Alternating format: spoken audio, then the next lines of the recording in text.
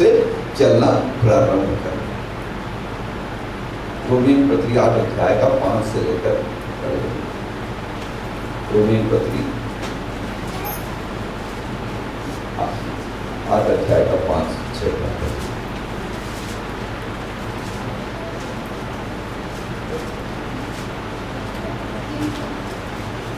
Romeo पत्री 8 अध्याय का 5-6 का।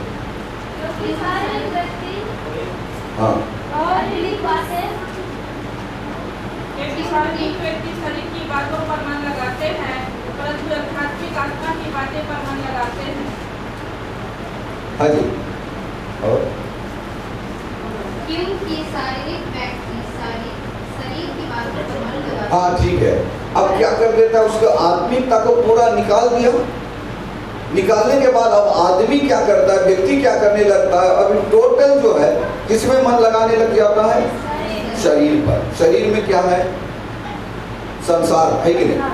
संसार, संसार का मतलब क्या है अजी, संसार का मतलब दुनिया। दुनिया का मतलब अजी, दुनिया का मतलब पूरा वर्ल्ड। वर्ल्ड का मतलब, अब ये बताओ, हम देखते हैं साफ दुनिया कहाँ से कहाँ दिखाई दे रहा है। ये दुनिया की बात मैं नहीं कर रहा, ये हमारे अंदर में दुनिया छुपी हुई है, जिसको पहला यूहन्ना दूसरा का 16 पद, पहला यूहन्ना दूसरा का, पहला यूहन्ना दूसरा अध्याय का 16 पद।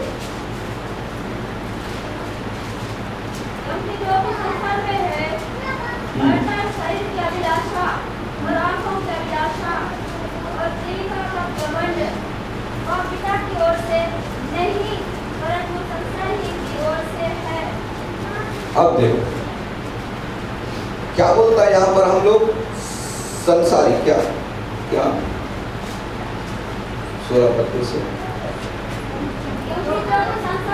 जो कुछ संसार में है, संसार में है मतलब संसार किसके अधीन में है, शैतान के अधीन में है। और शैतान ने क्या कर डाला है, पूरा अभिलाषाओं को इधर भर दिया है कि नहीं। तो यहाँ पर संसार में कौन सी 3 अभिलाषाएं हैं, एक तो आंखों की अभिलाषा, सॉरी कौन सा सिस्टर, शरीर का अभिलाषा और आंखों का अभिलाषा और जीविका का घमंड। ये 3 बातों को लेकर इसमें जीने के लिए मजबूर करवाता है। एक तो हमको आत्मिकता से हटाने के लिए ढेर सारे विचारों को डाल दिया, ढेर सारे प्लानिंग को डाल दिया, ढेर सारे गलत चीजों को डाल दिया और आत्मिकता को हटा दिया। और उसके बाद फिर क्या कर रहा है कि अब हमको मजबूर कर देता है। क्या मजबूर करता है कि अब जो है संसार में जीने के लिए, संसार में क्या है, अंग शरीर का अभिलाषा है कि नहीं। शरीर के अभिलाषा के लिए आज लोग जी रहे शरीर के अभिलाषा, शरीर के अभिलाषा बेविचार, हर प्रकार की बातें, गलती पत्री जैसे हम देखते हैं उसके अनुसार ढेर सारे शरीर के अभिलाषा में आते हैं। और उसके बाद आंखों की अभिलाषा, जिसको देखा तो वो मुझे अच्छा लगता है, वही खरीदना, ये जीना, ऐसा करना, उसके लिए पैसा जमा करो, ये करो, दुनिया भर का आंखों की अभिलाषा। ये हमारी पुराने आदि माता गिर गई, किससे, आंखों की अभिलाषा। फल को देख के अच्छा लगाते हैं।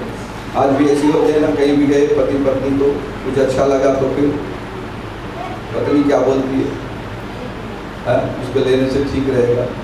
अरे वो तो है ना, क्या के लोग आंखों की अभिलाषा। आपने कई बार गए होंगे बाजार में, पति पत्नी मिलकर, कुछ लोग कम है ऐसे, हालेलुया, पति पत्नी मिलकर जाने से आंखों की अभिलाषा ज्यादा पत्नी के ऊपर में डाल देता है।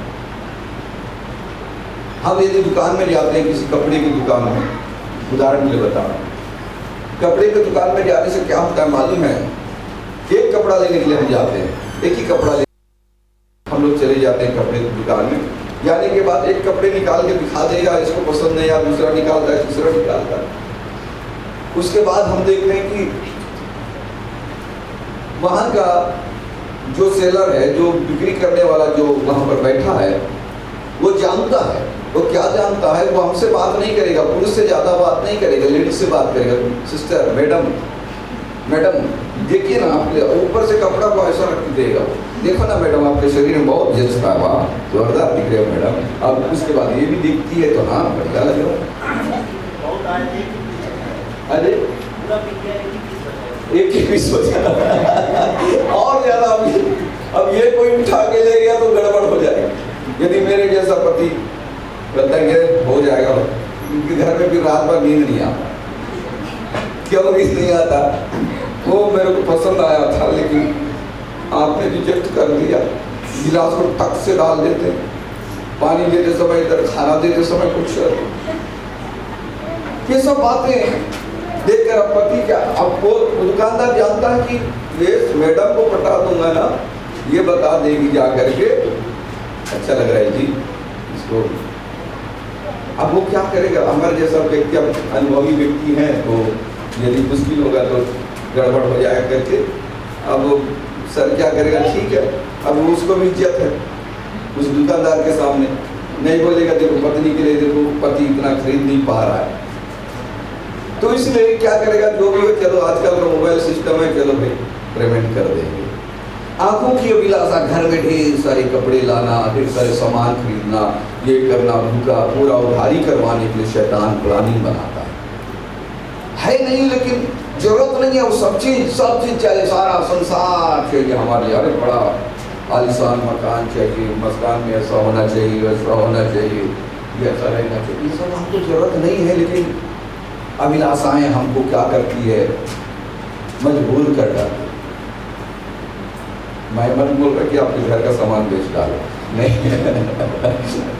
लेकिन यदि मान के चलिए हमारी हैसियत उतनी नहीं है, उससे अधिक यदि आपको खर्च करवाता है तो वो एक आंखों की अभिलाषा है।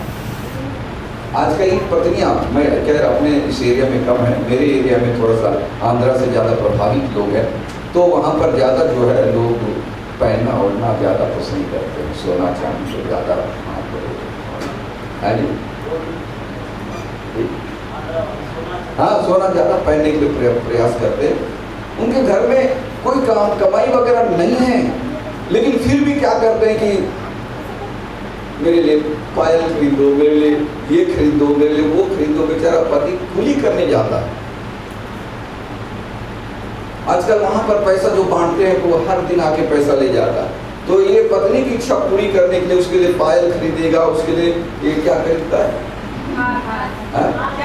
चैन खरीदेगा, उसके लिए बहुत देर सारा खरीदेगा। फिर ये जो है मतलब पहनने के लिए इसके लिए कपड़े अच्छे से खरीद के देगा। तो ये सारी चीज जो है वो पति बेचारा इधर उधर करके पूरी मजदूरी करके वो जो है कमाता है और वो पसीना बहाता है, और पत्नी जो है बड़ा जोरदार रहना चाहती है। आंखों की अभिलाषा। तो आज बहुत से लोगों के जीवन में, आत्मिक लोगों के जीवन में, मेरे कलिसिया में एक बहन है, उसका पति उसको वो बहुत सुंदर है और उसका पति भी उतना सुंदर नहीं है, लेकिन वो ज़्यादा सुंदर है, बहुत सुंदर है। तो एक दिन उसको पुलिस वाले बताते हैं कि अरे तेरी पत्नी इतनी सुंदर दिखती है, तू मोटरसाइकिल में घुमाता है, उसके लिए कार खरीद के उसको कार में बिठा के घुमाना चाहिए ना। तो आज हम लोगों ने क्या सोचते हैं? बिल्कुल सही है ना जी, शोरूम में जाके तो कुछ तो करके दे लेते हैं ना, कुछ तो करके पटा देंगे ना, है कि नहीं? तो ऐसा सोचते। लेकिन वो क्या बताई मालूम है? नहीं, हम कार नहीं खरीदेंगे, बैलगाड़ी में भी घूमने के लिए हम तैयार हैं। प्रभु भी है, मजबूत है। उन्होंने उस बात को अभी बता दी पास्टर की मेरे को। हालेलुया। बराबर विश्वास देती है वो।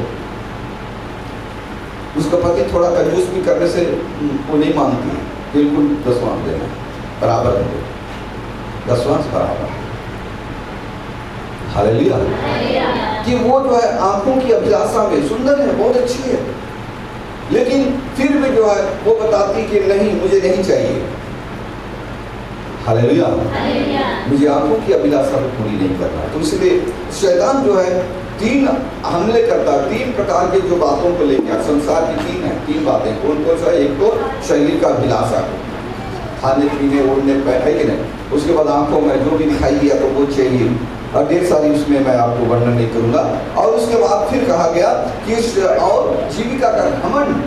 जीविका का घमंड का मतलब अब मेरे पास इतना है, ऐसा जी सकता, मैं किसी की जरूरत नहीं होगा क्योंकि मैं बहुत कुछ कमा ले रहा हूँ। ये जो जीविका का घमंड, इन तीन बातों को लेकर के इसमें जीने के लिए मजबूर करता है शैतान।